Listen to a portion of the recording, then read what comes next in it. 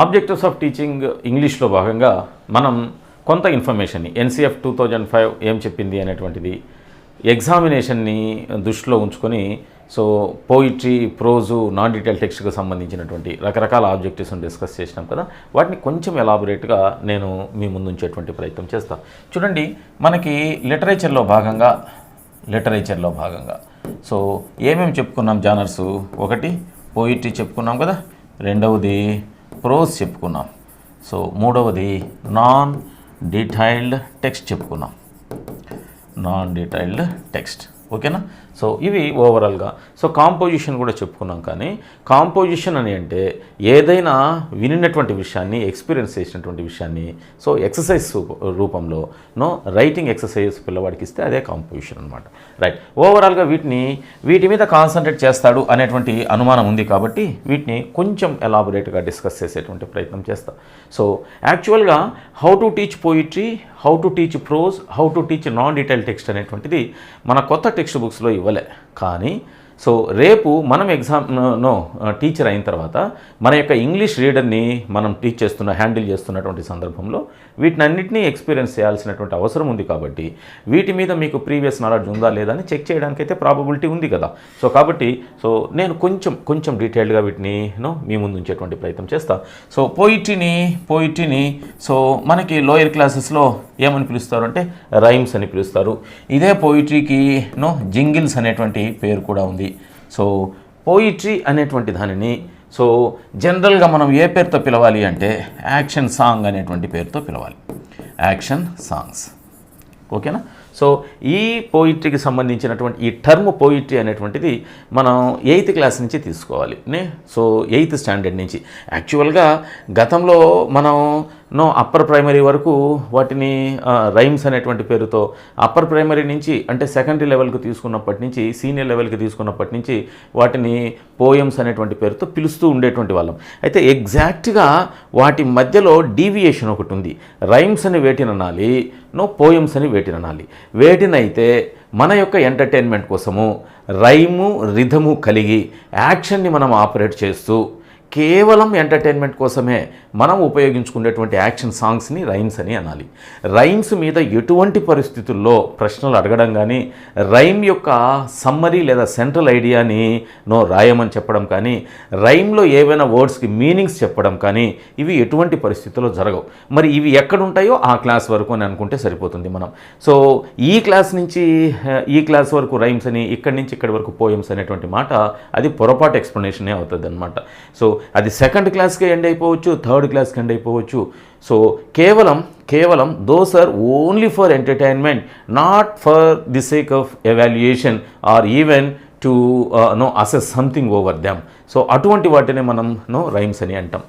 ఎప్పుడైతే ఆ particular work యొక్క పోయిటిక్ వర్క్ యొక్క స్ట్రక్చర్ని మనం మెజర్ చేసి, అంటే ఎన్ని స్టాంజాస్ ఉన్నాయని, స్టాంజాకు ఎన్ని లైన్స్ ఉన్నాయని, ఫలానా స్టాంజా యొక్క సెంట్రల్ ఐడియా ఏంది లేదా సమ్మరీ ఏంది అని ఈ విధంగా మనం అనలైజ్ చేస్తూ ఓవరాల్గా ఉండేటువంటి కన్స్ట్రక్షన్లో స్టాంజా ఫామ్స్ అంటే ఎన్ని స్టాంజాలు ఉన్నాయి, స్టాంజాలో ఎన్ని లైన్లు ఉన్నాయి, ఒక్క లైన్లో ఎన్ని ఫీట్ ఉంది ఆ లైన్ అనేటువంటి విషయాలన్నింటినీ మనం మెజర్ చేసుకుంటూ ఓవరాల్గా ఆ పోయిటిక్ వర్క్ యొక్క సమ్మరీని కూడా మనము రాసుకొని నేర్చుకోవాల్సినటువంటి అవసరం ఉంటే, ఆ పర్టికులర్ పోయిటిక్ వర్క్లో రైమింగ్ వర్డ్స్ని మనం గుర్తించాల్సినటువంటి అవసరం ఉంటే, ఆ పోయిటిక్ వర్క్లో ఫిగర్స్ ఆఫ్ స్పీచ్ ఒకవేళ if there was any comparison of certain things by the poet, so ఆ ఫిగర్స్ ఆఫ్ స్పీచ్ని మనం ఐడెంటిఫై చేయాల్సినటువంటి అవసరం ఉంటే, ఆ పోయంలో డిక్షన్ లేదా పదజాలం ఉంటుంది కదా, వెకాబులరీ, ఆ వెకాబులరీని మనం ఎక్స్పీరియన్స్ చేయాల్సినటువంటి అవసరం ఉంటే అప్పుడు దాన్ని పోయిట్రీగా తీసుకోవాలి. అది ఏ క్లాస్ నుంచి స్టార్ట్ అవుతుంది, 5th క్లాస్ నుంచా, 4th క్లాస్ నుంచా, 9th క్లాస్ నుంచా అనేటువంటిది that is left to the that particular piece of work. So ఇది మనం గమనించాలి అనమాట. సో అది ఈ క్లాస్ నుంచి ఈ క్లాస్ వరకు రైమ్స్, ఇక్కడి నుంచి ఇక్కడి వరకు పోయిట్రీ అనేటువంటి మాట మనం చెప్పకుండా, సో ఈ ఫలానా వర్క్ చేయడానికి మాత్రమే ఆ వర్క్ను మనం కన్సిడర్ చేస్తే అది పోయిట్రీ అని, కేవలం ఎంటర్టైన్మెంట్ కోసం, యాక్షన్ సాంగ్ కోసం, in order to catch the attention of the children, in order to snatch in order to grab their interest over English language, we perform all these things inside lower classes actually. So actually our aim is to create certain interest over subject, so whenever the child gets certain interest over the subject, then automatically everything happens in a smooth way. అలా కాకుండా so మనం బలవంతంగా పిల్లవాడికి లాంగ్వేజ్ని చెప్పేటువంటి ప్రయత్నం చేసినాము అంటే so ఆ లాంగ్వేజ్ వాడికి డిఫికల్ట్ సబ్జెక్టుగా మారేదానికి అవకాశం ఉంది. కాబట్టి పిల్లవాడి యొక్క ఇంట్రెస్ట్ని మనం గ్రాప్ చేయడానికి మనం ఏదైనా ఒక వర్క్ను యూస్ చేస్తుంటే అది రైమ్. పిల్లవాడికి లాంగ్వేజ్ని నేర్పించిన తర్వాత పలాని పోయిటిక్ వర్క్ నుంచి కొంత ఇన్ఫర్మేషన్ని క్యాటర్ చేయాల్సి వస్తే అప్పుడు దానిని పోయం అని అంటాం. సో ఈ ఎక్స్ప్లెనేషన్ని మీరు గమనించి సో దానికి అనుగుణంగా అర్థం చేసుకుంటే సరిపోతుంది. ఓకే, ఇక్కడ పోయిట్రీ అనేటువంటి మాట ఉంది కదా, ఇక్కడ నేను సో ఎస్టీ కాలరిడ్జ్ సో ఇతను రొమాంటిక్ పోయిట్, రొమాంటిసిజం అని ఉంటుంది ఇంగ్లీష్ లిటరేచర్లో. రొమాంటిసిజం ఆర్ రొమాంటిక్ పీరియడ్ అని ఉంటుంది. ఇది యాక్చువల్గా 1798 నుంచి 1837 వరకు ఉంటుంది. ఎందుకు 1798, ఎందుకు 1837? That is the literary explanation that is not at all needed in methodology class room, that can be experienced in literature class room. Okay, మొత్తానికి రొమాంటిక్ పీరియడ్కు సంబంధించినటువంటి శామ్యూల్ టేలర్ కాలరిడ్జ్ అనేటువంటి వ్యక్తి అనమాట. ఇతను విలియం వర్డ్స్వర్త్కి క్లోజెస్ట్ ఫ్రెండ్. వీళ్ళిద్దరూ కలిసి ఒక అద్భుతమైనటువంటి మ్యాగ్నా కార్టా ఆఫ్ రొమాంటిసిజం అని ఒక వర్క్ ఉంది, లిరికల్ బల్లడ్స్ అని. ఆ వర్క్ని వీళ్ళు కలిసి రాశారనమాట, S T Coleridge and William Wordsworth. So that is also not at all a thing to be discussed under methodology heading. Okay, S T Coleridge ఇక్కడ చెప్పినటువంటి విషయం ఏంటి అంటే అతను సో ఆల్మోస్ట్ అతను చనిపోయిన తర్వాత సో అంటే 1833లో ఒక పోస్టుమస్ వర్క్ ఒకటి ఎగ్జిట్ అవుతుంది. దాని పేరే టేబుల్ టాక్. దాని పేరు ఏంటి అంటే టేబుల్ టాక్. ఈ టేబుల్ టాక్ అనేటువంటి ఒక వర్క్లో ఎస్టీ కాలరిడ్జ్ ఒక 2 కొటేషన్స్ చెప్తాడు. 2 quotations in the sense sequential quotation, ఒకటే కొటేషన్, అది రెండింటికి సంబంధించింది అనమాట. ఏంటిది అంటే prose as the words in the best order, poetry as the best words in the best order. So ఇది అతను చెప్పినటువంటి ఒక చిన్న క్లారిఫికేషన్. సో ఎస్టీ కాలరిడ్జ్ను పరిస్థితి ఎలా తయారైపోయింది అంటే so according to whom of the below prose as the words in best order అని అన్నా కూడా రేపటి ఎగ్జామినేషన్లో ఆశ్చర్యపోవాల్సినటువంటి పనిలే. సో ఓవరాల్గా మనకి ఈవెన్ ఎస్జిటిసికి లిటరేచర్ని ఇంట్రడ్యూస్ చేసినాడు అంటే ఆ ఉద్దేశం ఏంటి అంటే ఆ లిటరేచర్లో మార్క్స్ని రేషనలైజ్ చేయాలి, చదవడానికి స్కోప్ లేకుండా ఉండేటువంటి ఏరియాను పెట్టేటువంటి ప్రయత్నం ఖచ్చితంగా పేపర్ సెట్టర్ ప్రతిసారి కంపోజిషన్లో చేస్తూనే ఉన్నాడు. ఒక గ్రామరు, ఒక మెథడాలజీ అయితే బౌండరీస్ ఉన్నాయి. So the question will be confined only within the boundaries. So దానికి బయటికి పోవడానికి ప్రాబబిలిటీ తక్కువ. కానీ లిటరేచర్ అంటే you can't imagine. So almost 450 నుంచి అంటే 1st century నుంచి సో ఆల్మోస్ట్ 22nd century వరకు ఎక్కడి నుంచి ఒక వర్క్ ఇచ్చి దాన్ని ఎవరు రాసినాడు అని అడగడానికి, ఆ వర్క్ యొక్క ఇంపార్టెన్స్ ఏంటి అని అడగడానికి, ఆ వర్క్ యొక్క థీమ్ ఏంటి అని అడగడానికి కూడా ప్రాబబిలిటీ ఈవెన్ ఎడ్జిటీస్ కూడా తయారైపోయింది అనమాట. సో అందుకనే నేను కొంచెం లిటరరీ ఎక్స్ప్లెనేషన్ ఇక్కడ ఇచ్చిన తప్పితే సో ఇక్కడ నేను ఎటువంటి పరిస్థితుల్లో మెథడాలజీ నుంచి లిటరేచర్లోకి డైవర్ట్ కావట్లే. రైట్, ఇక్కడ టేబుల్ టాక్ అనేటువంటి ఒక వర్క్ 1833లో ఎగ్జిస్ట్ అవుతుంది. శామ్యూల్ టేలర్ కాలరిడ్జ్ది. సో అతను అక్కడ అంటాడు ప్రోజ్ని వర్డ్స్ బెస్ట్ ఆర్డర్లో కూర్చడమే ప్రోజు. మరి పోయిట్రీ అంటే తెలుసా, వర్డ్స్ని బెస్ట్ ఆర్డర్లో కూర్చడము ప్రోజ్ అయితే బెస్ట్ వర్డ్స్ని బెస్ట్ ఆర్డర్లో కూర్చడము కంపోజ్ చేయడమే పోయిట్రీ అంటున్నాడు. అంటే డిక్షన్ ఎంత అద్భుతంగా ఉంటుంది చూడండి పోయిట్రీలో.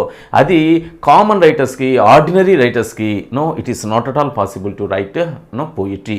ఎ person who writes poetry, a person who writes who contributes certain works to poetry, he is called a versatile writer. So అతన్ని అంటాం మనం సో వర్సిటైల్ రైటర్ అని. Okay, no problem. సో మొత్తానికి ఇక్కడ పోయిట్రీ అంటానే the best words in the best order. So ఇది పోయిట్రీకి సంబంధించినటువంటి చిన్న రిప్రజెంటేషన్. సో ఎవరన్నారు అంటే ఎస్టీ కాలరెడ్జ్ అన్నారు. Okay right. పోయిట్రీని ఎందుకు టీచ్ చేయాలి? Why it has to be taught? Why ఎందుకు టీచ్ చేయాలి పోయిట్రీని అడగడానికి ప్రాబబిలిటీ పెరిగిపోతుంది. నిన్న మనం టెట్ డిఎస్సి క్వశ్చన్ పేపర్స్ని ఒక్కసారి చూసినట్లయితే సో ప్రాసెస్ ఎలా అయిపోయింది, గతంలో 94 నుంచి ఆల్మోస్ట్ 2001 డిఎస్సి వరకు సో అడిగినటువంటి ప్రశ్న విధానము డైరెక్ట్ ఫ్యాక్ట్ ఓరియంటెడ్, అంటే నాలెడ్జ్ బేస్డ్ క్వశ్చన్స్ ఎక్కువగా అడిగినటువంటి అవకాశం ఉంది. So you can experience this question also according to whom of the below prose as the words in best order. S T Coleridge is the answer for that question. So అవి కూడా అడిగి ఉన్నాడు. కానీ ఇప్పుడు పరిస్థితి ఏంటి అంటే why the poetry or the rhymes have to be taught to the children. So అది అడిగినట్లయితే మనం ఆన్సర్ను పెట్టడానికి రెడీగా ఉండాలి కదా.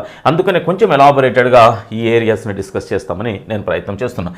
ఏంటది అంటే so to create interest, so పిల్లలకి ఇంట్రెస్ట్ని క్రియేట్ చేయడం. అవును, ఇంగ్లీష్ లాంగ్వేజ్ అంటేనే ఒక పాజిటివ్ ఒపీనియన్ని ఫామ్ చేయడానికి లింగ్విస్టిక్ టీచర్ అనేటువంటి మనం గట్టిగా ప్రయత్నం చేయాలి అనమాట. Whenever that particular opinion forms then immediately he takes edge over other subjects regarding English language. So that's very important. So ఇంట్రెస్ట్ని క్రియేట్ చేయడానికి మనం టీచ్ చేయాలి. ఇక రెండవది ఏంటి అంటే పోయిట్రీ అంటే ఆర్డినరీ వర్క్ కాదు. Teaching of poetry is not everybody's cup of tea అంటారు.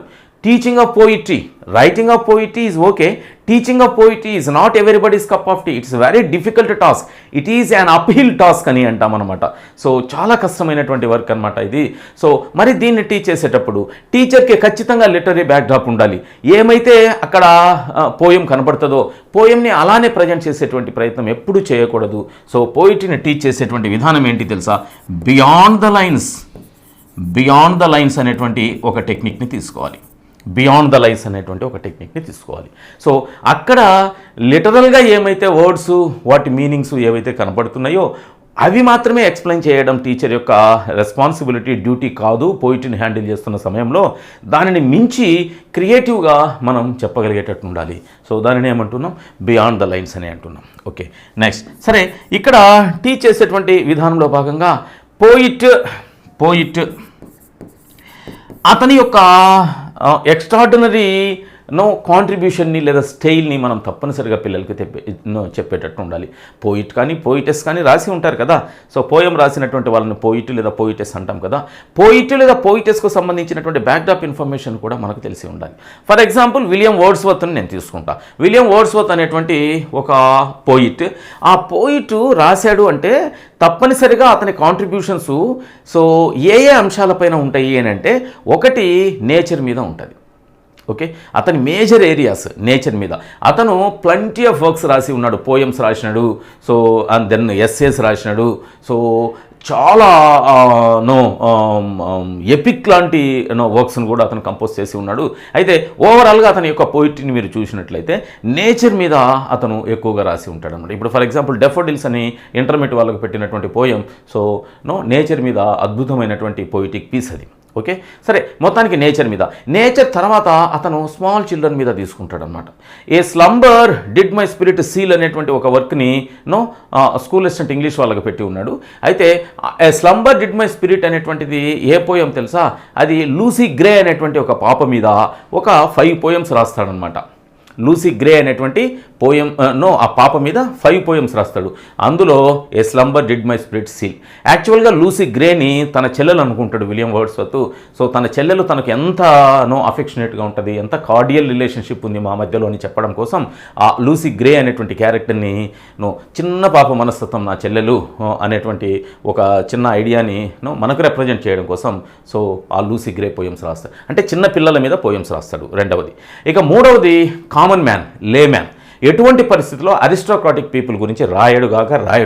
సో అప్పటి వాళ్ళ యొక్క వాల్యూస్ ఏంటి అంటే కోట్లు డబ్బు ఇచ్చినా కూడా వాళ్ళు వాళ్ళు నమ్మినటువంటి సిద్ధాంతం మీదనే రాస్తారనమాట. సో విలియం వర్డ్స్వర్త్ ఈ 3 ఏరియాస్నే అతను తన యొక్క వర్క్స్ అన్నింటినీ ప్రొపోర్షనేట్గా సబ్మిట్ చేసేటువంటి ప్రయత్నం చేసినాడు. ఇది అతని యొక్క style. If you do not have an idea over William Wordsworth and his writing style, then you will be no more inside the classroom while handling his contribution. అతను ఏదో రాసి ఉంటాడు, ఆ వర్క్ను మనం చెప్పాలి. ఇప్పుడు ఆ చెప్పేటప్పుడు ఇక అతని గురించి ఏం తెలియకపోతే మనం ఏం చెప్తాం? సో కాబట్టి పోయిట్ యొక్క ఆ రైటింగ్ స్టైల్ తెలిసి ఉండాలా, పోయిట్ యొక్క విజన్ తెలిసి ఉండాలా, పోయిట్ యొక్క ఇంటెన్షన్ తెలిసి ఉండాలా. సో దానిని యాంటిసిపేట్ చేసేటువంటి ప్రయత్నం చేయాలా. సో పోయిట్ రాసేటువంటి డిక్షన్ మీద క్లారిటీ ఉండాలా, పోయిట్ తీసుకునేటువంటి ఫిగర్స్ ఆఫ్ స్పీచ్ మీద క్లారిటీ ఉండాలి, ఆ పోయిట్ యూస్ చేసేటువంటి ఇమాజరీ మీద కూడా ఐడియా ఉండాలి. సో ఇది లేకపోతే, ఆ పోయిట్ స్టైల్ మీద క్లారిటీ లేకపోతే మనం దాన్ని ఎక్స్ప్లెయిన్ చేయడానికి వీలు పడదు. అదే విక్టోరియన్ పీరియడ్లో ఆల్ఫ్రెడ్ లార్డ్ టెనిసన్ అని ఒక పోయిట్ ఉంటాడు. అతను రాసినడు అంటే తప్పనిసరిగా వర్క్ అయిపోయే లోపల కనీసం 10 మంది అన్న చచ్చిపోయి ఉంటారనమాట. అంటే విషయం ఏంటి అంటే అతను works of lamentation, works of destruction and damage, వీటి మీద ఎక్కువగా అతని యొక్క కాన్సన్ట్రేషన్ ఉంటుంది. సో అది టెన్నిసన్ యొక్క స్టైల్. ఖచ్చితంగా రీడర్ని ఏడిపించేటువంటి ప్రయత్నమే చేస్తాడు టెన్నిసన్, అది అతని యొక్క స్టైల్. అతను అరిస్టోక్రాటిక్ పీపుల్ని టార్గెట్ చేస్తాడు. సో ఇతనేమో లేమ్యాన్, పూర్ పీపుల్ని టార్గెట్ చేస్తాడు. ఇలా రైటర్స్ యొక్క స్టైల్ మీద మనకు క్లారిటీ ఉండాలి. సో దాన్ని తెప్పించేటువంటి ప్రయత్నం చేయాలి. అంటే పోయిట్ యొక్క స్టైల్ని పిల్లవాడికి మనం అందజేసేటట్టు ఉండాలి. సో ఈ పోయిట్ యూస్ చేసినటువంటి ఫిగర్స్ ఆఫ్ స్పీచ్ని మనం ఐడెంటిఫై చేయించేటట్టు ఉండాలి. ఫిగర్స్ ఆఫ్ స్పీచ్ని ఐడెంటిఫై చేయించేటట్టు ఉండాలి. ఒక్కసారి నేను వేరే పేజ్ తీసుకొని దాన్ని మీకు క్లియర్గా చెప్పేటువంటి ప్రయత్నం చేస్తా. సో టీచింగ్ ఆఫ్ పోయిట్రీ అంటున్నా, teaching of poetry. So teaching of poetry మొదట ఏం చేస్తున్నాను అంటే, సో ఇక్కడ ఎస్టీ కాలరిడ్జీ యొక్క కొటేషన్ని తప్పనిసరిగా గుర్తుపెట్టుకోండి. సో ఇది మీకు లిటరేచర్లో భాగంగా హెల్ప్ అవుతుంది, అడగడానికి ప్రాబబిలిటీ ఉంది. సో ఇక్కడ ఏదైనా ఒక వర్క్ని మనం టీచ్ చేసేటువంటి సందర్భంలో సో ఆ పోయంకి సంబంధించినటువంటి పోయిట్కి లేదా పోయిటెస్కి సంబంధించినటువంటి స్టైల్ని పిల్లలకి మనం అర్థమయ్యేటట్టు చేయాలి. ఓకే, అందులో అతను కంపారిజన్కి భాగంగా ఫిగర్స్ ఆఫ్ స్పీచ్ని అతను యూస్ చేసి ఉంటాడు. సో ఆ ఫిగర్స్ ఆఫ్ స్పీచ్ని మనం పిల్లలకి తెలియజేసేటట్టు ఉండాలి. మనం తెలుగులో అలంకారాలు అంటాం కదా, సో అలంకారాలతో మనం ఈక్వేట్ చేయవచ్చు ఫిగర్స్ ఆఫ్ స్పీచ్ని. సిమిలీ కానీ మెటాఫర్ కానీ, పర్సానిఫికేషన్ కానీ, సినెగ్డికీ కానీ, మెటానమీ కానీ, పన్ కానీ, so several other things, rhetoric question వరకు, ట్యూటాలజీ వరకు, సో చాలా ఫిగర్స్ ఆఫ్ స్పీచ్ మనకున్నాయి. ఏ ఫిగర్ ఆఫ్ స్పీచ్ని టోటల్గా ఆ వర్క్లో ఇంట్రడ్యూస్ చేసినాడు అనేటువంటి దాన్ని మనం అర్థం చేసుకునేటట్టు ఉండాలి. సో తప్పనిసరిగా ఇందులో రైమింగ్ వర్డ్స్ ఉంటాయి, ఆ రైమింగ్ వర్డ్స్ని టీచ్ చేయాలి. So why it has to be taught అనేటువంటి ప్రశ్నకి మనం ఎక్స్ప్లెనేషన్ ఇస్తున్నాం. సో మొదట ఏమనుకున్నాం, ఇంట్రెస్ట్ని క్రియేట్ చేయాలి అన్నాం కదా. సో తప్పనిసరిగా ఇంట్రెస్ట్ని క్రియేట్ చేయాలి. ఇంట్రెస్ట్ క్రియేట్ కావాలి అంటే అతని యొక్క స్టైల్ని చెప్పాలి. ఇంట్రెస్ట్ క్రియేట్ కావాలంటే అతను చేసినటువంటి కంపారిజన్స్ చెప్పాలి. ఇంట్రెస్ట్ కావాలి అంటే అందులో ఉండేటువంటి రైమింగ్ వర్డ్స్ని చెప్పాలి. సో ఆ పోయంలో ఉన్నటువంటి రైమింగ్ వర్డ్స్. సో మీరు గమనించినారా, ప్రతి poetic line so poetic line అనేటువంటిది దేంతో స్టార్ట్ అయి ఉంటుందంటే క్యాపిటల్ లెటర్తో స్టార్ట్ అయ్యి ఉంటుంది. సో మీరు ఏదైనా ఒక స్టాంజా తీసుకోండి, ఆ స్టాంజాలో ఇప్పుడు ఫర్ ఎగ్జాంపుల్ క్వాట్రైన్ అని ఉంటుంది, 4 లైన్లు ఉంటాయి దాంట్లో. ఆ 4 లైన్ల స్టాంజాలో ప్రతి లైన్ కూడా ఒక క్యాపిటల్ లెటర్తో ప్రారంభించబడుతుంది. సో క్యాపిటలైజేషన్లో భాగంగా కూడా మనం పంక్చువేషన్ మార్క్స్ క్యాపిటలైజేషన్ ఉంది కదా, అందులో కూడా ఈ విషయాన్ని మనం చెప్పేటువంటి ప్రయత్నం చేస్తాం. సో ఓవరాల్గా every poetic line starts with a capital letter. This is the basic structural skill of poem. So అటువంటి వాటిని పిల్లలకి చెప్పాలి. సో ఇక్కడ మనం డిక్షన్ ఏ రకమైనటువంటి పదజాలాన్ని యూజ్ చేసినాడో ఆ డిక్షన్ని పిల్లలకి తెలియజేసేటట్టు ప్రయత్నం చేయాలి. సో ఆ డిక్షన్, ఆ పదజాలాన్ని మనం పిల్లవాళ్ళకు చెప్పడమే కాకుండా ప్రోజోడీ అనేటువంటి ఒక అద్భుతమైనటువంటి మ్యూజికల్ స్టఫ్ను పోయిట్ దాంట్లో ఇన్సర్ట్ చేసి ఉంటాడు పోయంలో. సో దాన్ని మనం పిల్లలకి చెప్పేటట్టు ఉండాలి. సో స్ట్రెస్ ఏ విధంగా యూజ్ చేసినాడు, ఇంటోనేషన్ ఏ విధంగా యూజ్ చేసినాడు, రైమింగ్ వర్డ్స్ ఏ విధంగా యూజ్ చేసినాడు, రిథమ్ ఏ విధంగా యూజ్ చేసినాడు. సో ఇమాజరీలో కూడా సెన్సరీ ఇమాజరీ ఏ విధంగా యూజ్ చేసినాడు. అంటే ఓవరాల్గా ఆ లిటరేచర్ అనేటువంటి ఆ పర్టికులర్ పోయం అనేటువంటిది సో పిల్లల యొక్క ఇంట్రెస్ట్ని క్యాచ్ చేయడానికి రకరకాల మ్యూజికల్ ఎలిమెంట్స్ను కలిగి ఉంటుంది. ఆ మ్యూజికల్ ఎలిమెంట్స్ని మనం చెప్పేటువంటి ఆ పర్టికులర్ ఏరియాని ఏమంటామంటే ప్రోసోడీ అని అంటాం. ఓవరాల్గా పోయిట్ యొక్క ఇంటెన్షన్ని మనం పిల్లలకి సో అతని యొక్క పర్సనల్ ఇన్నర్ ఒపీనియన్ని మనం పిల్లలకు తెలిసేటట్టు ప్రయత్నం చేయాలి. సో ఈ విధంగా చేసినట్లయితే పిల్లవాళ్ళలో ఒక సెన్స్ను ఎన్హాన్స్ అవుతుంది. దాన్నే ఏమంటామంటే ఈస్థెటిక్ సెన్స్ అని అంటాం. ఈస్థెటిక్ సెన్స్ మీకు మిగిలినటువంటి మెథడాలజీస్లో సౌందర్య విలువ అని ఒకటి చెప్తుంటారే వాల్యూస్లో భాగంగా. సో అదే ఈస్థెటిక్ సెన్స్ అంటే ఒక రకమైనటువంటి పిల్లవాడికి సో పోయిట్ మీద అప్రిషియేషన్ పెరిగిపోతుంది. ఇది గతంలో అడిగినటువంటి ప్రశ్నే. సో ఈ క్రింది ఏ లిటరరీ ఫామ్ని లిటరరీ జానర్ని మనం టీచ్ చేస్తున్నటువంటి సందర్భంలో పిల్లవాడిలోనో అప్రిషియేషన్ అనేటువంటి ఆబ్జెక్టివ్ని టార్గెట్ చేసి దాన్ని డెవలప్ చేయడానికి ప్రయత్నం చేస్తామంటే టేక్ ఇట్ గ్రాంటెడ్ అది పోయిట్రీనే. ఓకేనా? ఎటువంటి పరిస్థితుల్లో పోయిట్రీలో నో గ్రామర్, జాగ్రత్తగా గుర్తుంచుకోండి. సో గ్రామర్ ఎటువంటి పరిస్థితుల్లో చెప్పకూడదు. అదేవిధంగా no vocabulary, vast vocabulary. So దీనిని ఏమంటామంటే యాక్టివ్ వొకాబులరీ. అంటే మనకు డైలీ లైఫ్కి ఉపయోగపడేటువంటి వెకాబులరీని దీని ద్వారా మనం టీచ్ చేసేటువంటి ప్రయత్నం చేయకూడదు. ఓకేనా? సో గ్రామర్ అనే దాన్ని టీచ్ చేయకూడదు. అదేవిధంగా నో లాంగ్వేజ్ లెర్నింగ్ ప్రాసెస్, ఎటువంటి పరిస్థితుల్లో లాంగ్వేజ్ని నేర్పించేటువంటి ప్రయత్నం ఇక్కడ జరగకూడదు. సో ఇది కేవలం ఎంటర్టైన్మెంట్ కోసమే. Giving pleasure to the classroom is the major objective of teaching poetry అనేటువంటి విషయాన్ని మనం డిస్కస్ చేసి ఉన్నాం కదా. So supplying entertainment, so making the children to enjoys rejoices with the support of inner temptations. So దానినే మనం ఇక్కడ major టార్గెట్గా పెట్టుకుంటాం.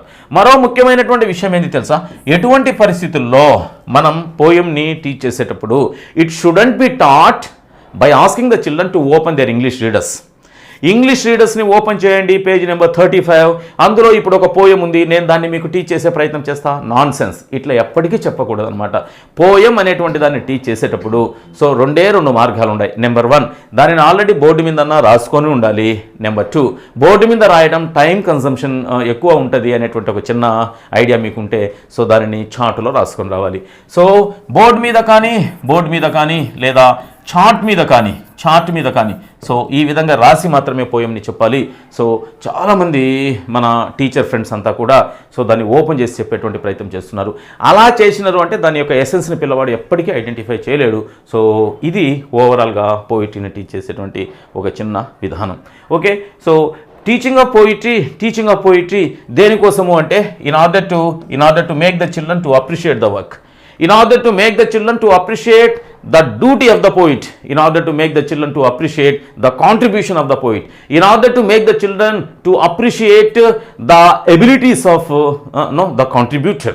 సో ఈ విధంగా చేయించడానికి మనం పిల్లలకి పోయిట్రీని టీచ్ చేయాలి. సో చిన్న లోయర్ క్లాసెస్లో అయితే లాంగ్వేజ్ మీద ఇంట్రెస్ట్ను పెంచడానికి, హయ్యర్ క్లాసెస్లో అయితే చాలా విషయాల మీద పిల్లలకి పట్టు సాధింప చేయడానికి. ఎటువంటి పరిస్థితుల్లో learning of a language is not at all the major motto while supplying poetic information to the classroom.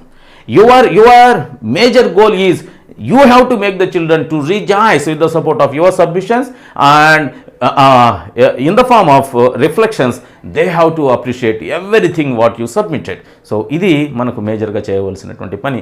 So ఇది పోయంని టీచ్ చేసేటువంటి విధానం. ఓకే, నెక్స్ట్ ఇప్పుడు నేను ప్రోజ్ని టీచ్ చేసేటువంటి విధానాన్ని చెప్తా. సో ప్రోజ్ అనేటువంటి దాన్ని టీచ్ చేయాలి. సో ప్రోజ్నే మనం ఏమంటామంటే డీటైల్డ్ టెక్స్ట్ అని అంటాం. ప్రోజ్ని ఏమంటాము అంటే డీటెయిల్డ్ టెక్స్ట్. సో ఇక్కడే ఉంది దీని యొక్క మీనింగ్. సో ఇచ్చినటువంటి టెక్చువల్ ఇన్ఫర్మేషన్ని డీటెయిల్డ్గా చెక్ చేసేటువంటి ప్రయత్నం జరిగితే అప్పుడు మనము సో దేన్ని టీచ్ చేస్తున్నట్టుగా భావించాలంటే ప్రోజ్ని టీచ్ చేస్తున్నట్టుగా భావించాలి.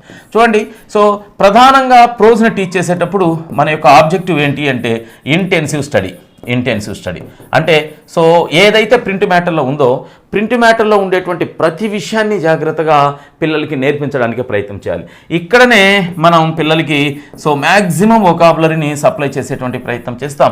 ఆ వొకాబులరీ కూడా వాడికి డైలీ లైఫ్కి ఉపయోగపడేటువంటి వొకాబులరీని టీచ్ చేస్తాం. ఇక్కడే మనం పిల్లలకి గ్రామర్ని టీచ్ చేసేటువంటి ప్రయత్నం చేస్తాం.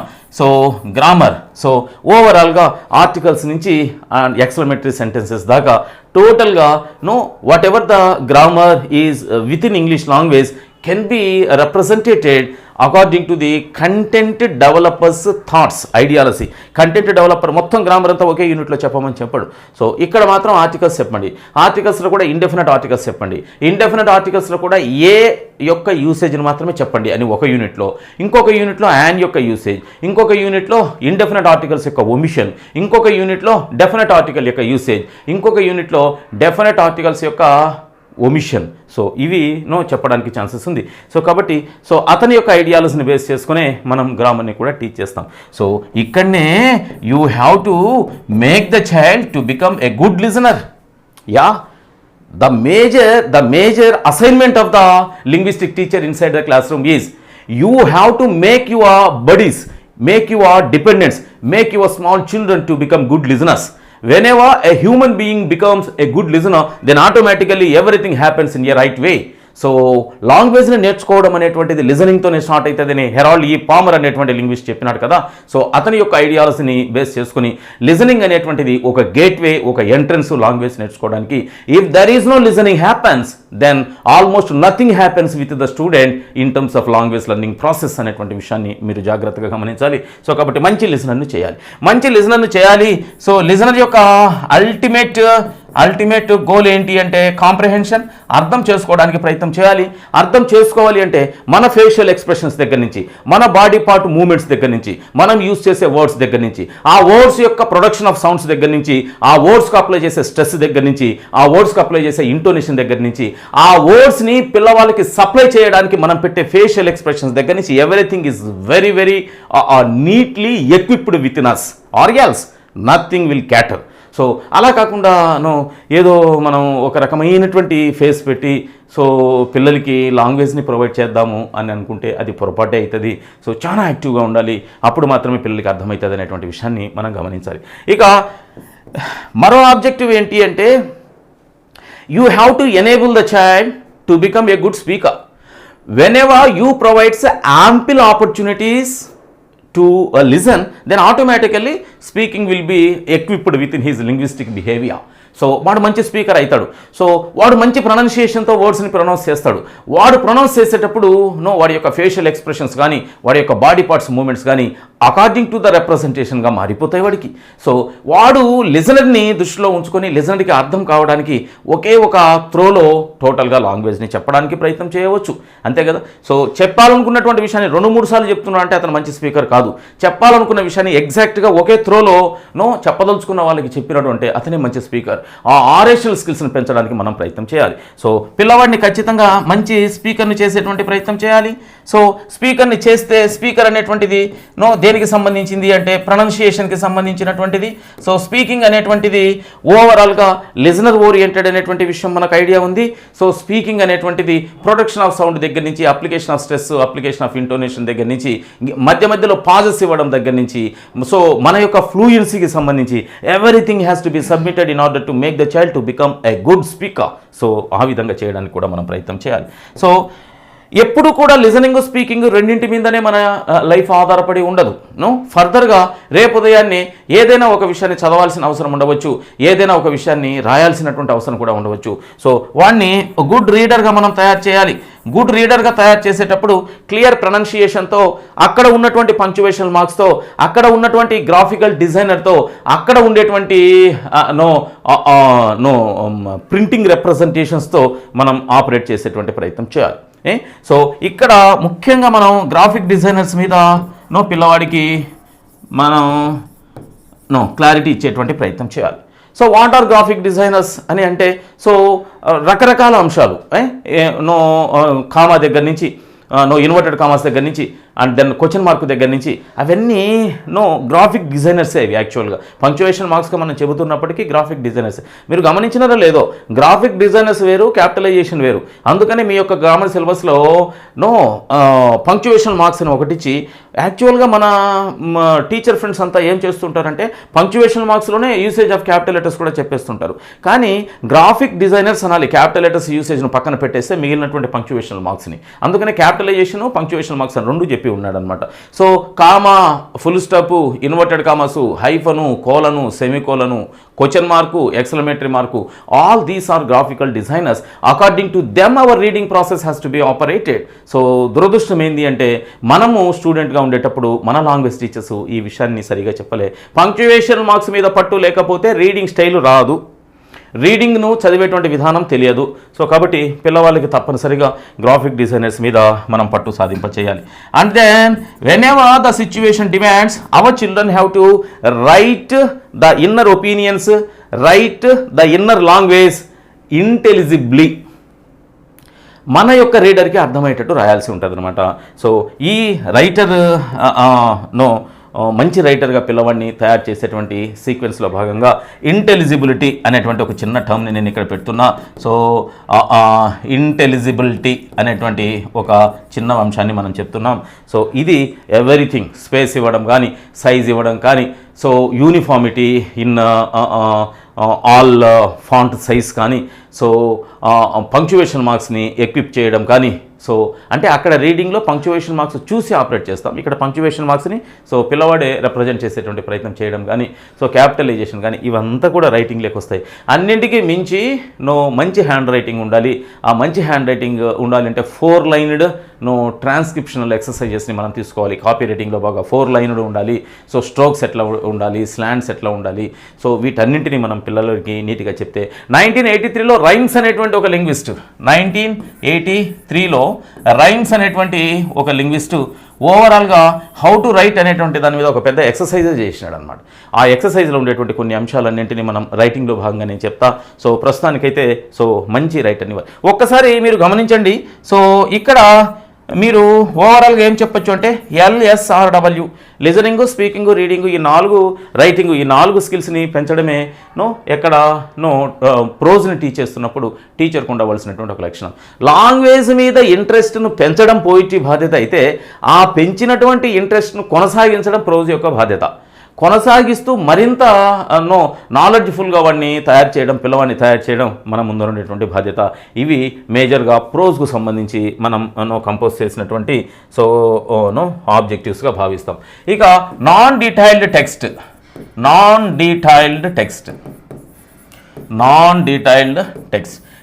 డీటెయిల్డ్ టెక్స్ట్కి మరి ఒక పేరు ఏంటి అంటే సప్లిమెంటరీ రీడర్. దీని పేరులోనే ఉంది. ప్రోజ్లో ఏముంది? డీటెయిల్డ్. దీని పేరులో ఏముంది? Non detailed text. That means everything, every item of the language should not be considered severely in order to supply to the child. So ఇక్కడ మేజర్ ఆబ్జెక్టివ్ ఏంటి అంటే ఎక్స్టెన్సివ్ స్టడీ అని చెప్పినాం అనమాట. విపరీతంగా పిల్లవాడిని చదివించడమే, చదవడము నేర్పించడము, మంచి రీడర్గా తయారు చేయడము అనేటువంటి ప్రోజ్లో మనం చెప్పినటువంటి ఆబ్జెక్టివ్. చదవడము నేర్పించిన తర్వాత పిల్లవాడిని విపరీతంగా చదవడము అనేటువంటి దాన్ని హ్యాబిచ్యుయేట్ చేసేటువంటి ప్రయత్నం ఎక్కడ చేయాలి? నాన్ డీటెయిల్డ్ టెక్స్ట్లో చేయాలి. సో లోయర్ క్లాసెస్లో వీటిని స్టోరీస్ అనేటువంటి పేరుతో పెట్టి ఉంటాడనమాట, కథలు అనేటువంటి పేరుతో పెట్టి ఉంటాడనమాట. సో గతంలో నాన్ డీటెయిల్డ్ టెక్స్ట్ ఒకటి సపరేట్గా ఉండే లోయర్ క్లాసెస్లో, lower class in the sense 6th 7th కూడా. ఇప్పుడు అవన్నీ ఏమి లేవు, అన్నీ కలిపేసినాడు. సో కేవలం హయ్యర్ క్లాసెస్లో, సీనియర్ లెవెల్లో 9th 10th క్లాసెస్లో మాత్రమే మనకు నాన్ డీటెయిల్డ్ టెక్స్ట్ను సపరేట్ చేసుకుంటే వెళ్ళినాడు. No problem. So extensive study అంటే పిల్లవాడికి దేనిని మనం చేయాలి, దేనిని అలవాటు చేయాలంటే సెల్ఫ్ స్టడీ అలవాటు చేయాలి. సెల్ఫ్ స్టడీ అలవాటు చేయడం అంటే రీడింగ్ అనేటువంటి ప్రాసెస్ని హ్యాబిచ్యుయేట్ చేయడమే, అలవాటు చేయడమే సో మన యొక్క ప్రధానమైనటువంటి ధ్యేయంగా ఉండాలి అన్నమాట. సో విపరీతంగా వాటిని రీడింగ్ని ప్రాక్టీస్ చేయించేటువంటి ప్రయత్నం చేయాలి. సో దానినే వైడ్ రీడింగ్ ఎబిలిటీస్ని మనం పిల్లవాళ్ళకి సప్లై చేయాలి. అంటే సో విపరీతంగా లాంగ్వేజ్ని చదివించేటువంటి ప్రయత్నం చేయాలి. సో అది మన యొక్క ఆబ్జెక్టివ్గానే భావించాలి. ఇక సో ఇంటర్నేషనల్ అండర్స్టాండింగ్ లేదా అవేర్నెస్ని మనం పిల్లవాడికి సప్లై చేసేటువంటి ప్రయత్నం చేయాలి. సో పిల్లవాడు ఏ విజయనగరంలోనో, ఏ కడపలోనో, ఏ చిత్తూరులోనో కూర్చొని చదువుకుంటూ ఉంటాడు. అయితే so world wide scenario, international awareness అనేటువంటిది పిల్లవాడికి మనం తప్పనిసరిగా క్రియేట్ చేయాలా. దేని సహాయంతో అంటే నాన్ డీటెయిల్ టెక్స్ట్ యొక్క సహాయంతోనే. సో నాన్ డీటెయిల్ టెక్స్ట్ సహాయంతోనే పిల్లవాడికి ప్యాసివ్ వొకాబులరీని ఎన్హాన్స్ చేసేటువంటి ప్రయత్నం చేయాలి. సో మనం ప్రోజ్ని చెప్పినప్పుడు వొకాబులరీని పెంచాలి, అది యాక్టివ్ వొకాబులరీని చెప్పినాం. నాన్ డీటెయిల్ టెక్స్ట్ని పెంచినప్పుడు కూడా వొకాబులరీని పెంచాలి, అది ప్యాసివ్ వొకాబులరీ. ప్యాసివ్ వొకాబులరీ అంటే ఇది అన్నోన్ వొకాబులరీ, పిల్లవాడికి తాను తెలియనటువంటి వొకాబులరీని ప్యాసివ్ వొకాబులరీ. విపరీతంగా చదవడం వల్ల పిల్లవాడు అర్థం తెలియనటువంటి చాలా పదాలని ఆ చదవడం ద్వారా వాడు నేర్చుకునేటువంటి ప్రయత్నం చేస్తాడు అనేటువంటి విషయాన్ని మనం తెలుసుకునేటువంటి ప్రయత్నం చేయాలి. సో ఇక్కడ సైలెంట్ రీడింగ్ అనేటువంటి ఒక రీడింగ్ టైప్ని కూడా మనం పిల్లవాడికి ఇంట్రడ్యూస్ చేసేటువంటి ప్రయత్నం చేయాలి. ఎందుకంటే సో సెల్ఫ్ స్టడీ అంటున్నాం కదా, క్లాస్ రూమ్లోనే కాకుండా క్లాస్ బయట కూడా రీడింగ్ని ప్రాక్టీస్ చేసేటువంటి ఒక చిన్న ప్రయత్నం చేస్తూ ఉంటాడు పిల్లవాడు. ఆ ప్రయత్నంలో భాగంగా whenever he operates the process reading outside the classroom, he must read it silently, or else there is a problem to the neighborhood livers కదా. సో కాబట్టి మనం సైలెంట్ రీడింగ్ అనేటువంటి దానిని పిల్లవాడికి ఆపరేట్ చేయాలి. So what is silent reading, how reading process has to be operated silently, and while operating silent reading process inside the 4 walls, what are the instructions to be submitted to the classroom by the facilitator అనేటువంటి విషయాల్ని మనం language development of language స్కిల్స్లో భాగంగా తెలుసుకునేటువంటి ప్రయత్నం చేస్తాం. So ఇది non detail టెక్స్ట్ని ఓవరాల్గా నాన్ డీటెయిల్ టెక్స్ట్ని మనం ఎంటర్టైన్మెంట్కి, మన యొక్క లీజర్ టైం కన్జంప్షన్కి, సో మనలో చదవడం వచ్చినటువంటి మన ఎబిలిటీని ప్రాక్టీస్ చేయించడానికి, సో మనం రీడింగ్ని ప్రాక్టీస్ చేసినట్లయితే సో అప్పుడు అది దేని యొక్క ప్రధానమైనటువంటి ఆబ్జెక్టివ్ అవుతుంది అంటే నాన్ డీటెయిల్ టెక్స్ట్ లేదా స్టోరీస్ యొక్క ప్రధానమైనటువంటి ఆబ్జెక్టివ్ అవుతుంది. సో ఆబ్జెక్టివ్స్ ఆఫ్ టీచింగ్ ఇంగ్లీష్లో భాగంగా so poetry, prose, non detail టెక్స్ట్కు సంబంధించినటువంటి ఎలాబొరేటెడ్ ఇన్ఫర్మేషన్ మనం ఇంతవరకు డిస్కస్ చేసినాం. ఈ ఇన్ఫర్మేషన్ మీద ప్రశ్న రావడానికి 200% ప్రాబబిలిటీ ఉంది. గతంలో లాగా కేవలం ఒక ఆబ్జెక్టివ్ ఏంటి, మేజర్ ఆబ్జెక్టివ్ ఏంటి అనేటువంటి విషయాలను అడగడానికి అవకాశాలు తగ్గిపోతున్నాయి. సో కొంచెం అనలిటికల్గా క్వశ్చన్ అడిగినప్పుడు ఈ ఇన్ఫర్మేషన్ మీద అడగడానికి ప్రాబబిలిటీ ఉంది. Thank you.